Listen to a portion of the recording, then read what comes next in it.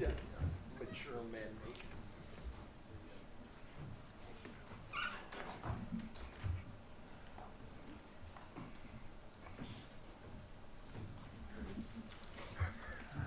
Good afternoon, and thank you for being here, and thank you to our media partners for the important work you do in keeping Calgarians informed. For today's update, from the Emergency Operations Centre, we will hear from Mayor Jyoti Gondek. We'll hear our Chief of the Calgary Emergency Management Agency, Sue Henry, Director of Water Services, Nancy Mackay, and our Director of Capital Priorities and Investments, Francois Bouchard. With that, I'll turn it over to the Mayor.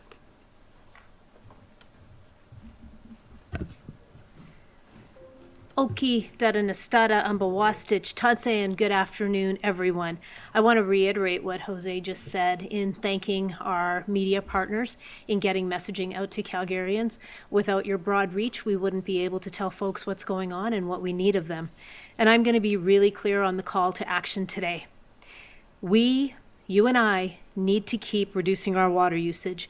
While we came in at the threshold today of 480 million liters of water used, we can see that water usage is creeping up. So yesterday we used 480 million liters. On Saturday was when we did our best work. On that day, we only used 440 million liters. The next day, Sunday, we went up to 457. And then on Monday, we went up to 472. Today, we can see that yesterday we were at 480. So you can see that there's a slow creep up, and that's not great. While we are staying under the threshold that is critical to ensure that we have enough water for all of us, this gradual increase is certainly becoming a concern. Please remember that this situation is impacting all of us. The water feeder main break is about 60% of the water that we need to pump through the pipes. So if you think about this feeder main providing 60% of the water that we need in our city, and it's broken right now, we have a big problem. We are using our south treatment facility, which is Glenmore, which typically only serves 40% of our communities. It's doing more than double duty right now. So the situation is still critical, and you've all done such a good job in cutting down your water usage. Some of you have gone to doing just a single load of laundry in a week of only your essentials. Many of you are flushing your toilets much less frequently, and some of you are preparing meals that require little to no dishwashing, and that is all having a significant impact in reducing our water usage. And we need you to keep doing that for several more days so we can replace the broken section of pipe, we can flush the full pipe, and then we can test the water pressure and quality. And I know that's asking a lot, and I know that I have asked you to do this many, many times, and it can seem like warning fatigue, but we still need to keep cutting down our water use. And if we do that, we can ensure that we are going to be able to return to some sense of normalcy. And we cannot live without water, and that's why it's important that we learn to live with less water usage over the next several days. The Calgary Fire Department is relying on us to make sure they have enough water supply in case of an emergency. Folks that are in the hospitals or long-term care facilities are relying on us to make sure they can get the care they deserve right now. And our school systems that are in their final weeks of classes are really relying on us as well. I'm grateful to everybody in Calgary and the surrounding area for everything that you have been doing. You listened early, you acted quickly, and your actions have made such a difference in reducing water usage. So please keep it up. And with that, I'm going to turn it over to our Calgary Emergency Management Agency Chief, Sue Henry. Thank you, Mayor. I want to start today by thanking Calgarians for everything that you've done to help us conserve water. Our stats from yesterday show that while we are still using less water than normal, there is a slight uptick in our usage for yesterday. Yesterday, we used 480 megaliters, which was more than we used the day before. So today, our call is to please double down on any water conservation methods that you are currently using. Even those small things add up. We've heard from many different businesses around the city and many different residents that are providing some of those tips. We've heard from massage parlors who are lessening their amount of wet towels that they're using with their clients in order to save some water, and we've heard lots of examples from citizens of tips that they're using around your home. So keep sending us those tips. Keep thinking of different ways that you can conserve water. When you're doing indoor water use, please just do the basics. When you're thinking of your laundry, for example, we've been talking about full loads of laundry, but don't do your regular volume of laundry. Just wait for a full load of those things that are absolutely essential until we get out of this critical phase. I know this is a huge ask. We've been in this emergency response for about a week, and I know you're tired of the inconvenience. It's disrupting your commute, it's disrupting your regular routine, and disruptive to your life in general. It's okay to feel disrupted by this. I think we're all feeling the same pressures of that, but please keep standing with us, hanging in there, and doing whatever you can to keep your water usage low. There is some good news for your gardens and your yards this coming weekend. Nature is stepping up to help us out. Rain and cooler weather are on the horizon, and it will be a relief to help us keep those plants healthy. If you have a rain barrel, make sure that there's nothing covering the top of your rain barrel so that you are able to collect the water. And if you do have indoor plants, it's a great time to put them outside so that they are able to get some water. This should help a bit with any impacts that we may be seeing to our plants. City crews are continuing to assess the damage that initially occurred when the water feeder main broke in Shouldice Park. There is a section in Shouldice Park just south of the fields that has been roped off due to damage from this initial flooding. There's rubber matting to help our pedestrians detour around this section, and we continue to assess the damage that is in the sports fields, the pathways, and the neighboring roadways to determine what kind of repairs will be needed. Pathway information about those current conditions and detours is in place at calgary.ca/pathway closures. And as of now, all programming at Shouldice still remains cancelled. A few numbers for you today. Our 311 teams have been working hard to manage the call volume. To date, they have logged 4,101 calls to 311 specific to this event, with over 10,500 calls listening to the recording as they call 311. Our bylaw officers continue to use an education-first approach. We've had 1,170 calls since June 6th, and we've made contact with citizens in 1,077 of those cases. Our bylaw officers remain out today in full force to help continue to do the education approach. There have been 306 written warnings, 368 verbal warnings, and 1 summons has been issued. With that, I will pass to Director Mackay. Good afternoon, everyone. I want to once again thank the crews that have been working around the clock, both on site, getting ready for that repair, as well as at our water treatment plants. And I want to indeed thank Calgarians for your patience and for reducing your water use while we're able to focus on this work. Now, I want to walk you through what we've completed to date, where we're at, and what we're anticipating for next steps.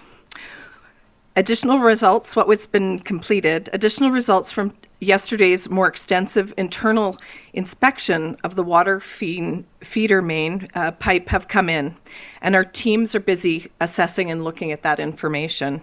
We've now completed inspection of 1.8 kilometers of the pipe. We've completed our plans with Alberta Health Services and environmental protected areas, which includes flushing and the next steps to be completed once the repair work is done. Today, there are crews out working on welding repairs on some of the access hatches along the sections of the pipe. The new section of pipe was completely disinfected this morning before it was lowered into place. You can see the pipe here before that disinfection was happening. The pipe then being lowered into place. The big job now for our team is to get that pipe into place. And there's a large metal ring that will go around the new pipe, connecting it to the existing on both ends. And that's going to be welded into the evening through as things start to get dark, I think, this evening. We'll continue to use the purpose-built robots to gather information from the existing pipe while we're continuing to work on the repair. What can you expect next? We continue to monitor water demand and our overall water supply, and that's really about ensuring that every community in Calgary has the water and we're moving it around, that limited water, to everyone in the city, because this indeed does impact us all. We continue to assess the condition of the pipe to better inform any precautions that we may be necessary as we bring this pipe back into service. Once the welding of the pipe is completed, we'll continue to apply a protective coating on the pipe and take some measures to prevent corrosion.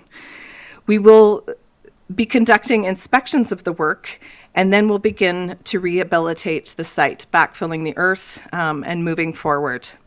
Before we do that, though, we'll then be removing shoring cages. Those are the large protective boxes that you may have seen with ladders across the site in the videos that we've been showing. Those are there to protect workers. We need to bring those out. We have to move in large equipment, big excavators, to pull those out. And so that work and getting that equipment out will be needed before we can open up 16th Avenue. This has been a huge convenience for folks. I absolutely appreciate that, and I appreciate patience of those while we're working, again, 24/7 on all those steps I just described, so that we can get that repair done to open that road. There have been some questions just moments ago. Certainly, we had heard there is a water main break in Bowness somewhere. This sounds like a usual one for us. We did not have any 311 or 911 calls, but I have a crew en route right now. So just know we're, again, monitoring the situation as things arise, responding. With that, I'd like to turn over to my colleague, Director Bouchard, who has some additional information for you. Thank you, Nancy, and good afternoon. I know that many of you are interested in what did we know about the pipe before the failure. There was no indication that the section of pipe was being stressed. The pipe is approximately 49 years into its 100-year lifespan. Our regular modeling of the pipe, incorporating risk factors like age, pipe material, operating pressures, did not give any indication that a physical condition inspection was required. The feeder main operated well within its pressure limits. The installation of acoustic monitoring equipment in early 2024 provided no indication that the pipe was experiencing issues. A physical inspection would have required shutdown of the pipe, putting stress on other pipes in the network. Excavation to visually inspect the pipe would increase the risk to the pipe unnecessarily. Working in partnership with industry, the city will now conduct pipe inspections without having to stop water flow in the pipes. This work will commence this winter. With that, I'll hand it back to the mayor.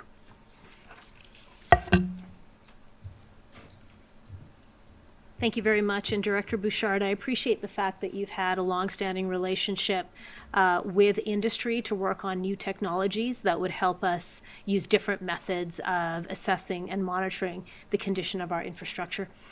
Yesterday, I gave you all an example of why this situation impacts all of us, and whether you live in North Calgary like I do, or you live in the South like many of you do, we have all had occasion to travel the Deerfoot.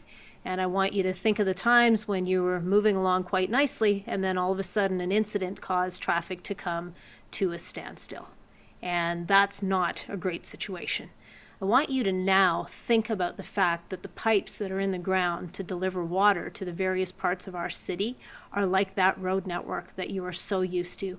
And I want you to understand that this feeder main that's broken is like the Deerfoot. And like those days when you're at a standstill in traffic, this feeder main breaking has put us in a water gridlock. We cannot get 60% of the water that we typically flow through this pipe out into our various communities. So that's why this is important to all of us right now. So thank you in advance for keeping up your great work in cutting your water usage. I appreciate everything that you've done so far, and I know we have asked a lot of you. And I know that the incredible crews who are working on the repairs and those who are working on the plans to restart the water, as well as those who are looking at quality assurance of the water, they also appreciate everything that you're doing. And because we appreciate these teams very much, I know that we'll do everything we can to continue being good water stewards. And with that, let's go back to Jose to field questions from the media. Thank you, Mayor. We'll start with the CBC. Hi. Can we just get the data on the stretch of pipe that is being replaced? What's the approximate length of that? The question was the exact length of the pipe that's being replaced, and I will have to follow up. I don't have the exact measurements myself. Again, things are happening quickly out there, but happy to provide that in a follow-up. And I'm not sure who in the team is best placed to answer this, but we continue to get calls from Calgarians who are upset that there are still car washes in town that remain in operation. Not all of them use recycled water, as I understand. Some of them do. So people are being asked to reduce their water usage, and they're wondering about these businesses that remain in operation. Can the city ask car washes to shut down or reduce their hours, or is this entirely up to the business owner? The question was in and around car wash use of water and those that are remaining open. And what I can tell you is that we've been working with the Car Wash Association, folks that do run car washes, and indeed, as you noted, many of them, 85%, recycle that water and reuse it. Many of them have actually shut down their operations, and again, we have absolutely worked with them for folks to reduce that water use and asked folks to delay their car washes, and people have absolutely done that. We will be continuing to work with them, and if we need additional reductions, we'll continue to work with them to respond to that. Mr. Bergveld, over here. Mr. Bouchard, I just have a couple of clarifications. I know yesterday when you were speaking at council in your presentation, you talked about catastrophic failure. I think when one of the councillors kept asking you about leaks, and eventually you said, no, what happened was a catastrophic failure. For those of us who don't know that terminology, if there wasn't a crack or a hole or some impairment of the material or whatever, I think the average person would wonder, what does that mean, a catastrophic failure? I mean, it just all of a sudden blew up for no reason? I mean, does that rule out human error? Maybe something happened because, when people were working, or what does that rule out? What does that really mean? Because things just don't blow up as an act of God, usually. So thank you for the question. And the question is, what do we mean by catastrophic failure? And a catastrophic failure is simply a failure that doesn't evolve gradually. So if you think of a metal pipe and it had developed a crack, then the crack over time would slowly open up. And as a result, what you'd have is you'd start seeing a change in the performance of the pipe, and you might be able to react. In this case, what you have is metal wire that snapped. So it's like all of a sudden metal wire snapping, you're pulling tug-of-war on a metal wire and it snaps, you would fall back catastrophically onto your butt. It's the same kind of thing here in terms of the wire snaps and there's no structural integrity left, so the water just gushes out as one big event. And I guess it's supplementary. Again, you're skilled at it. We're not experts in this area. So you're saying the wire snapped on the pipe, that wire you see in the picture. And it requires many wire snapping, so it's not as... So many wires snapped. Those Yes. wires we saw in the pipe. And so I'm clear, if there had been a visual inspection, which I think you sort of said in the first answer when you were giving us the briefing, that didn't happen. Correct. Would that have been detected? So a visual inspection of the pipe would have provided indication of the condition of the pipe, including potentially whether or not some of those wires would have snapped. The acoustic monitoring can also tell you whether or not the wires are snapping because you can hear them. Again, our acoustic monitoring didn't pick up wire snaps that would indicate that we were leading towards a catastrophic failure. So then what happened? How do you explain to the average person, not what happened, maybe the wire snapped, but that it was never picked up by anybody? Sure. I think the really important thing to remember right now is what happened is what we are trying to identify. But right now, the crews are fixed on getting the repair done. They are working hard to make sure that we can get water restored. The why and the what are certainly questions that we take to heart, and we will get you those answers as quickly as we can. We don't have that answer for you today. What we can tell you is that there's regular modeling, as we have heard, and there's no indication that this was going to happen. All questions will be answered in due time. Right now, we just have to get our water supply up and running. Thank you. Mr. MacVicker. I have a question about I know there's a few water main breaks across the city, but specifically in Bowness. I know on Friday there was one that flooded a few basements. People in that community were told additional pressure in the pipe. This other one that's kind of popped up this afternoon, still obviously under investigation. But is it possible that additional pressure in some of these pipes as the city bypasses the feeder main, could that potentially cause what we're seeing in some of these water main breaks, specifically in Bowness?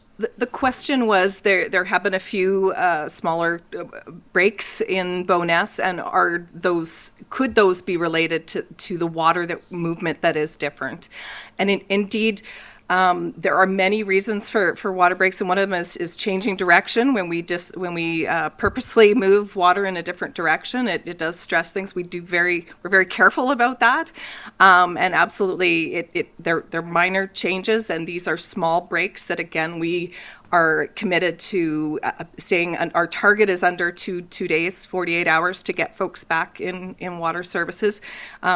They could be. We never fully know.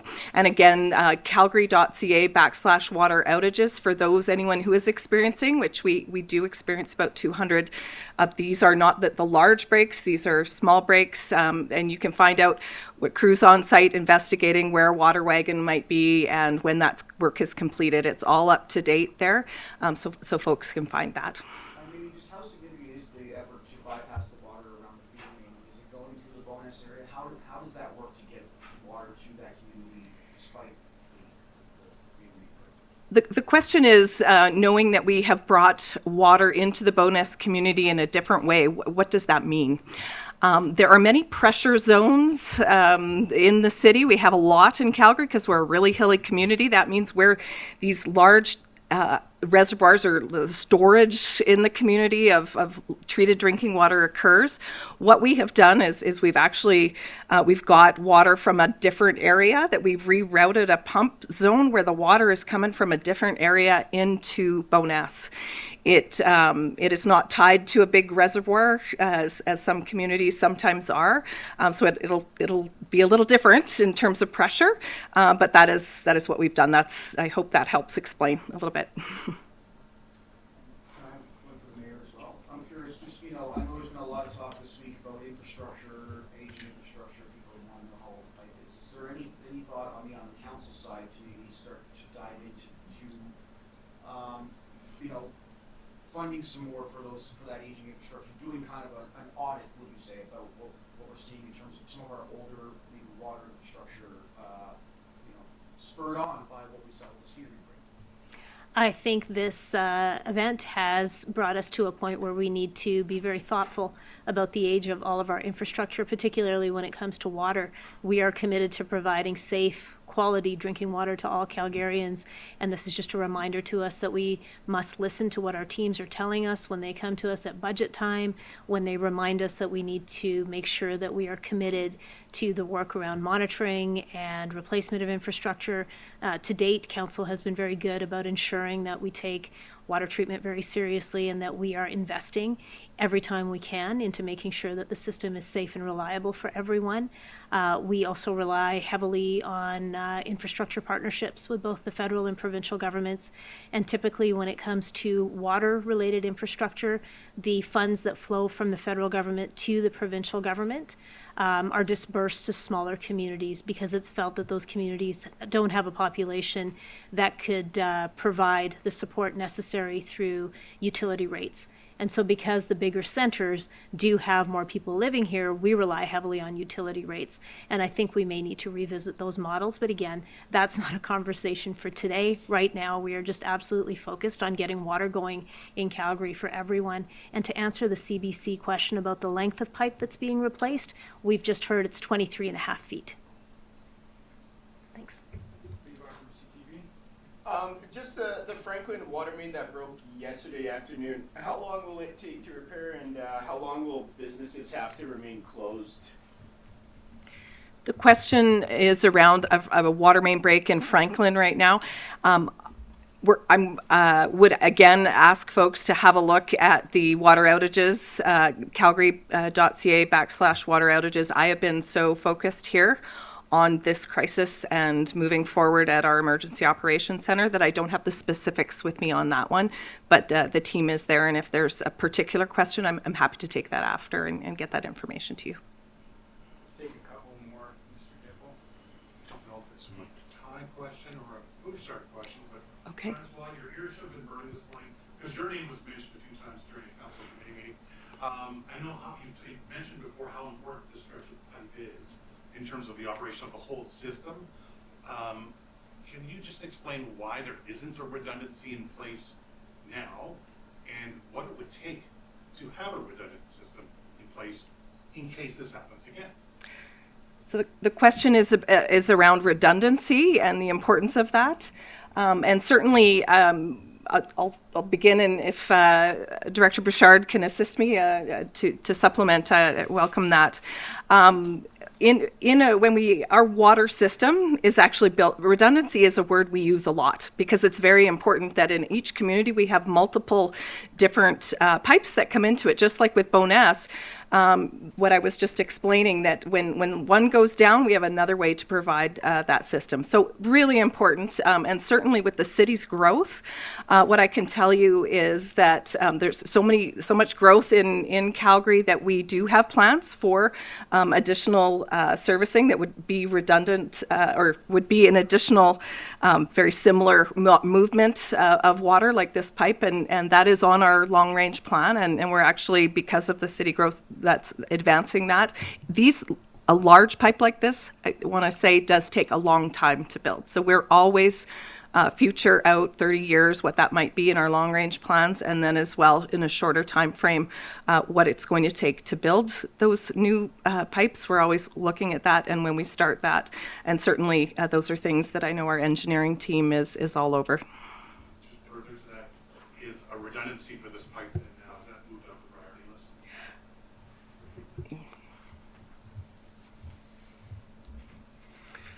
So this event has definitely reinforced the need for redundancy of the pipe. But we have been already many years in the planning of the redundancy components that are needed in the medium term. And those include some of the infrastructure that you might have heard referenced in the past in terms of the North Calgary servicing option that will be a feeder main that runs north of the city into the northern part of the city. We also have a project to add additional storage around the Glenmore water treatment plants, and to complement the North Calgary servicing option, we actually have on the books a South Calgary servicing option, and each of those are staged over time. And as Dr. Mackay indicated, we are talking about years of planning, design, and then construction for those assets. So these are always long-term decisions that we incorporate. We've also been doing other pieces of work that are less obvious to deal with redundancy of the system. It's not just about putting a pipe parallel to the existing pipe, doubling it up, if you like. There are many other ways that we create redundancy in the system, including the fact that we have 2 water treatment plants, and what improvements we've made over time at those plants and what improvements we make in other parts of the city system. Last question, any takers? Waterworks. Yeah, yeah. I'm highly curious to the complexity and the staff added at the Glenmore unit. My imagination says if there's 10 reservoirs, okay, we're closing down 1, 2, and 3, and we're filling 7, and then closing down the other 3. Is this done by computers, or have you had to actually send guys out manually? They shut down the run reservoir as we trip the money around. So the question is, is there additional stress to all your guys working at Glenmore? Have you added more staff to Glenmore? What's the complexity of moving the water around the city in 30 seconds? Thank you. That was a lot of questions in one, and I appreciate the interest. So, are we adding more staff? How do we move water around? How does that work? Is it a manual thing? So, to start off, our little engine that could, which is the Glenmore Water Treatment Plant, that is serving the majority of the city right now, we are operating that and taking very good care of that right now, and we have some exceptional staff there who are doing that. From Glenmore Water Treatment Plant, they and the Bears Paw, what's still coming out of drinking water coming there. We control the pumping through the city through our control system, and that is from the plants that moves that water, and they are making decisions about where that goes, and we monitor the level of the reservoirs throughout the city. And we've got dashboards in computer control rooms that we're doing all of that. Have we added staff? We have not added staff. We are taking care of our staff and making sure they are working long hours and making sure that everyone is rested to do the due diligence to make sure we're getting that drinking water to everybody. I imagine they're working through the night and they generally Are they working through the night? We are a 24/7 operation all the time, and they are continuing to do so. All right, folks, thank you very much. A reminder, the mayor will have an updated 8:30